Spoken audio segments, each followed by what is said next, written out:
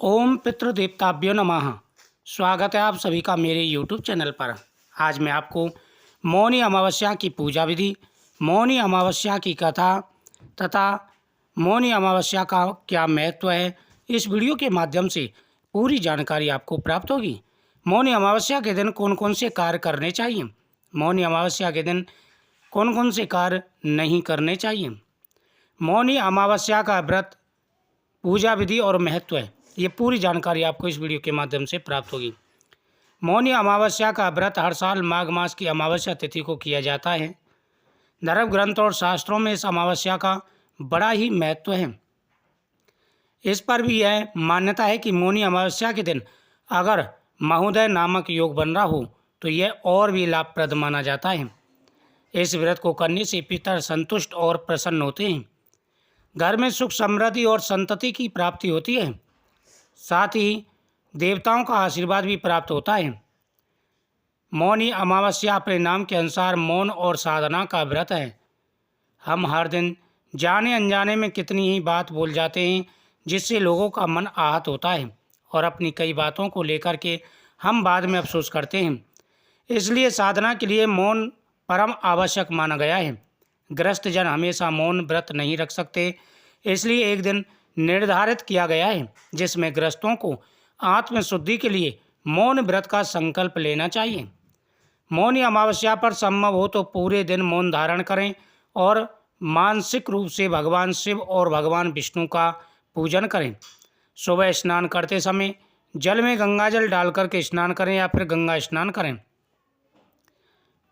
साथ ही इस दिन घर के अंदर शुद्धता का ध्यान रखें, पवित्रता का ध्यान रखें और कोई भी तामसिक भोजन आदि नहीं बनना चाहिए। मौनी अमावस्या की सबसे बड़ी बात यह है कि माघ कृष्ण चतुर्दशी के अगले दिन आता है। माघ कृष्ण चतुर्दशी को शिवजी का विवाह माता पार्वती से तय हुआ था और अगले दिन मुनियों और देवी देवताओं ने शिव की आराधना के लिए उनकी उपासना की थी। भगवान विष्णु ने देवी पार्वती के भाई बनकर उनके विवाह संबंधी कार्यक्रम में भाग लेना स्वीकार किया था और इन सबसे अलग मौनी अमावस्या की कथा का इस दिन बड़ा महत्व है। इस कथा के अनुसार सागर मंथन के समय जब असुर अमृत कलश लेकर भाग रहे थे तब इसी दिन अमृत की बूंदें झलक कर प्रयाग सहित अन्य स्थानों पर गिरी थीं। इसलिए मौनी अमावस्या पर प्रयाग सहित अन्य तीर्थों में स्नान करके दान पुण्य करने से कई गुना लाभ की प्राप्ति होती है। माघ मास में तिल, ऊनी वस्त्र, घी का दान बहुत ही शुभ माना जाता है। मौनी अमावस्या पर इन वस्तुओं का दान करना चाहिए। यह जरूरी नहीं है कि आप बहुत दान करें, लेकिन अपनी श्रद्धा और क्षमता के अनुसार दान अवश्य करें। इससे भगवान शिव की कृपा प्राप्त होती है और व्यक्ति मृत्यु पश्चात उत्तम लोक में प्रस्थान करता है। व्यक्ति मुनि पद को प्राप्त करता है।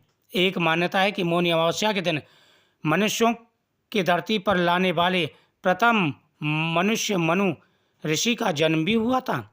मनु ऋषि के नाम से ही इस व्रत का नाम मौनी अमावस्या रखा गया है। मौनी अमावस्या की कथा को लेकर के जो प्रचलित कथा है उसके अनुसार प्राचीन काल में एक ब्राह्मण परिवार कांचीपुरी में रहता था। उसकी पत्नी बहुत ही धर्मात्मा थी और वो भी धर्म कर्म के कार्य करता था। इसका नाम देवस्वामी था और उसकी पत्नी का नाम धनवती था। इनके 7 पुत्र और एक पुत्री थी जिसका नाम गुणवती था। जब गुणवती सयानी हुई तो देवस्वामी ने धनवती से कहा कि पुत्री के विवाह के लिए अब वर देखना चाहिए। ब्राह्मण ने अपने छोटे पुत्र को बहन गुणवती की कुंडली दी और कहा कि ज्योतिषी से इनकी कुंडली दिखवा लाऊं, जिससे गुणवती के विवाह की बात आगे चले। ज्योतिषी को कन्या की कुंडली दिखाई गई। उसने बताया कि विवाह होते ही कन्या विधवा हो जाएगी। ज्योतिषी की यह बात जब ब्राह्मण परिवार को मालूम हुई तो वह बहुत ही दुखी हो गया और उसका उपाय पूछने लगा। ज्योतिषी ने बताया कि हे ब्राह्मण, सिंगल द्वीप में एक पतिव्रता महिला रहती है जिसका नाम सोमा धोबिन है। यदि कन्या की शादी से पहले सोमा आपके घर आकर पूजन करे और अपना आशीर्वाद दे तो यह दोष दूर हो सकता है। एक पतिव्रता नारी है जो अखंड सौभाग्य का वरदान दे सकती है। ब्राह्मण ने अपनी पुत्री गुणवती को अपने सबसे छोटे पुत्र के साथ सिंगल द्वीप भेज दिया। दोनों भाई बहन सागर किनारे पहुंचकर उसे पार करने के बारे में विचार करने लगे। जब समुद्र को पार करने का कोई रास्ता नहीं मिला, दोनों भूखे प्यासे एक पीपल वृक्ष के नीचे आराम करने लगे। पेड़ पर घोंसले में एक गिद्ध का परिवार रहता था। उस समय घोंसले में सिर्फ गिद्ध के बच्चे थे। वे सुबह से भाई बहन की बातें और क्रियाकलाप सब देख रहे थे और सुन रहे थे। शाम के समय जब गिद्ध की माता बच्चों के लिए भोजन लेकर घोंसले में आई तो बच्चों ने पेड़ के नीचे लेटे भाई बहन की कहानी माता को बताई। उनकी बातें सुनकर गिद्ध की माता को दोनों भाई बहनों पर दया आई और अब बच्चों के कहने से उसने कहा कि तुम लोग अब चिंता मत करो, मैं इन्हें पार करवा दूंगी। बच्चों ने माता की बातों को सुनकर खुशी खुशी भोजन ग्रहण किया। गिद्ध की माता बच्चों को भोजन कराकर दोनों भाई बहनों के पास आई और बोली, मैंने आपकी समस्या को जान लिया है, आप चिंता मत करिए, आपकी समस्या का निदान मैं कर दूंगी और आपको सोमा धोबन के पास पहुंचा दूंगी। गिद्ध की बातों को सुनकर दोनों भाई बहन का मन आनंदित हो गया और उन्होंने वन में मौजूद कंद फूल को खाकर रात काट ली। सुबह होते ही गिद्ध ने दोनों भाई बहनों को समुद्र पार करवा दिया और सिंगल द्वीप में सोमा धोबन के घर पहुंचा दिया। गुणवती सोमा धोबन के घर के पास छुपकर रहने लगी।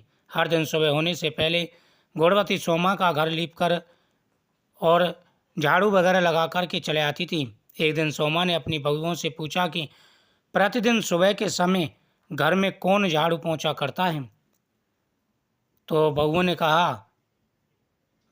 ने प्रशंसा के लोभ से कहा कि हमारे अलावा यह काम और कौन करेगा। लेकिन सोमा को बहुओं की बातों पर भरोसा नहीं हुआ और वह यह जानने के लिए पूरी रात जागती रही, कौन है जो हर दिन सूर्योदय से पहले घर लीप कर चला जाता है। सोना ने देखा कि एक कन्या उसके आंगन में आई और आंगन लीपने लगी।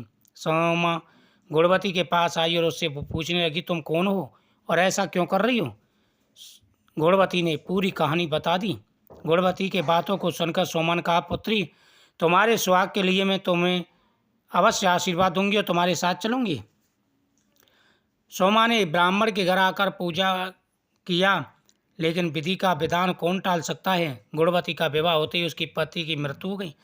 तब सोमा ने अपने सभी गुण गुणवती को दान कर दिए। सोमा के गुण से गुणवती का पति जीवित हो गया, लेकिन पुण्यों की कमी से सोमा के पति और बेटे की मृत्यु हो गई। लेकिन सोमा ने अपना घर छोड़ने से पहले बहुओं से कह दिया था कि मेरे लौटने से पहले अगर मेरे पति और बेटों का कुछ हो तो उनके शरीर को संभाल कर रखना। बहुओं ने सास की आज्ञा को मानकर सभी के शरीर को संभाल कर रखा। उधर सोमा ने सिंगल द्वीप लौटते हुए रास्ते में पीपल के वृक्ष की छाया में विष्णु जी की पूजा कर 108 बार पीपल की परिक्रमा की और पितरों का आशीर्वाद लिया।